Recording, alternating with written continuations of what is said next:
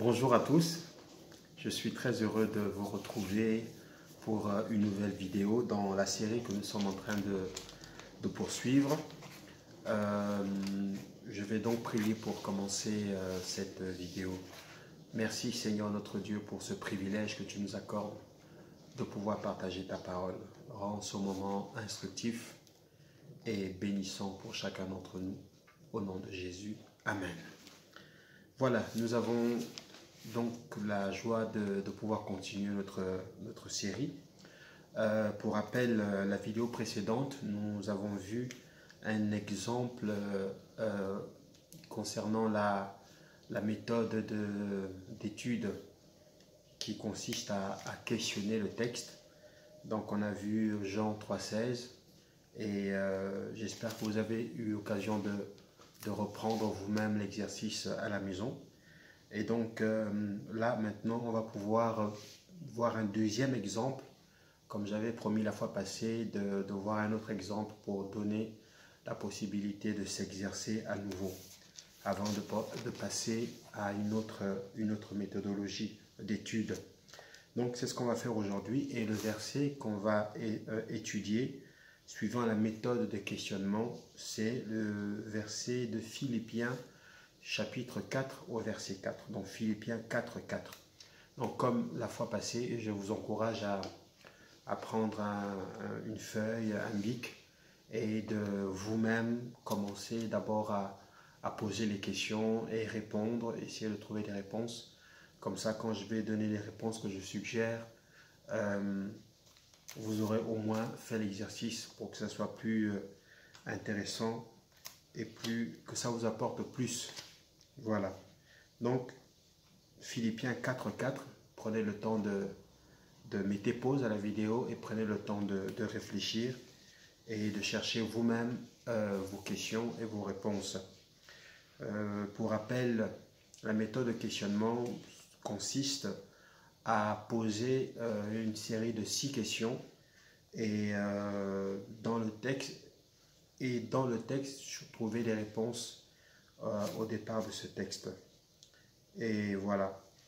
Donc, je vais pouvoir vous donner ci de suite les réponses que je propose et les questions et les réponses que je propose. Donc, première question. Avec le pronom interrogatif qui, donc je vais d'abord lire le verset 1, pardon. Réjouissez-vous toujours dans le Seigneur. Je le répète, réjouissez-vous. Donc, les questions. La première question avec le pronom interrogatif qui, ce que je propose, c'est, je propose 2 questions. La première serait par exemple, qui parle dans ce texte? La réponse, c'est l'apôtre Paul qui est en train de parler. Et l'autre question serait, à qui parle-t-il? Donc nous savons que c'est une lettre qu'il adresse à l'église de Philippe. Donc c'est une lettre qui est destinée aux chrétiens qui se trouvent dans la ville de Philippe. Donc ce sont les Philippiens. Donc les chrétiens qui sont à Philippe, ce sont les Philippiens. Avec le pronom interrogatif quoi, on peut se poser la question par exemple, de quoi parle ce texte? Ce Philippiens 4, 4, de quoi parle-t-il? Et là, je suggère 2 réponses. Comme je l'avais dit la fois passée, il n'y a pas une seule bonne réponse en termes de questions. Il n'y a pas une seule bonne question, il n'y a pas une seule bonne réponse. Chacun, selon que le Saint-Esprit veut nous interpeller sur un point ou sur un autre, peut trouver une autre formulation de la question, et il peut aussi trouver une autre réponse. Donc, le principe le plus important dans ce principe, c'est de pouvoir essayer de rester dans le texte le plus possible. Dans une autre méthode, on verra que, au-delà de rester dans le texte, c'est souvent bien de voir le contexte dans lequel le texte se trouve. Donc, avec la deuxième question qu'on peut poser avec le pronom interrogatif quoi, on peut par exemple poser la question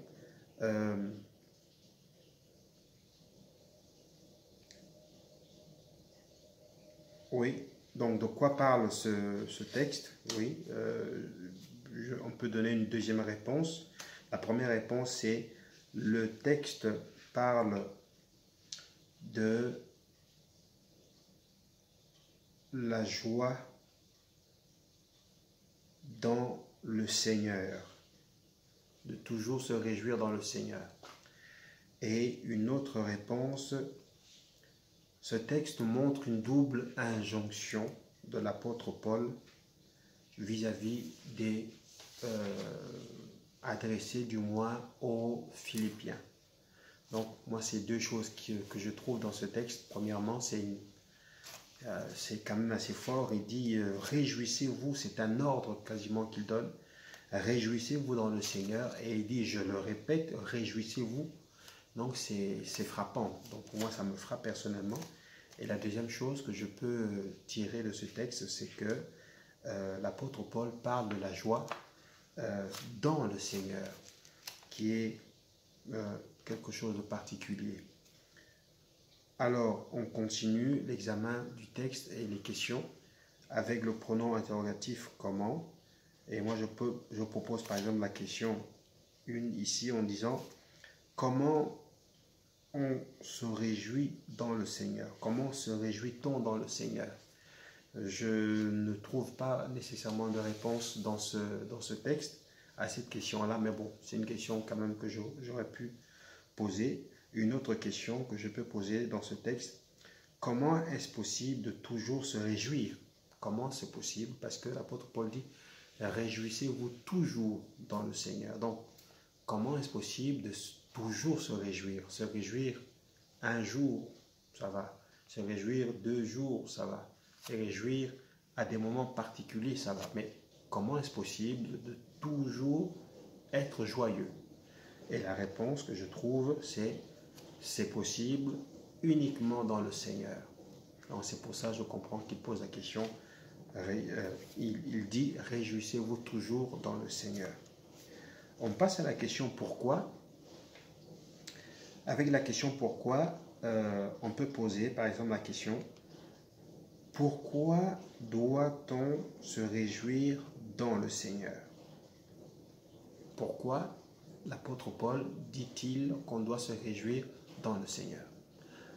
Une réponse, parce que c'est un ordre, donc on n'a pas trop le choix. Si on nous donne un ordre, si la parole de Dieu nous donne un ordre, on doit se mettre dans les conditions d'obéir.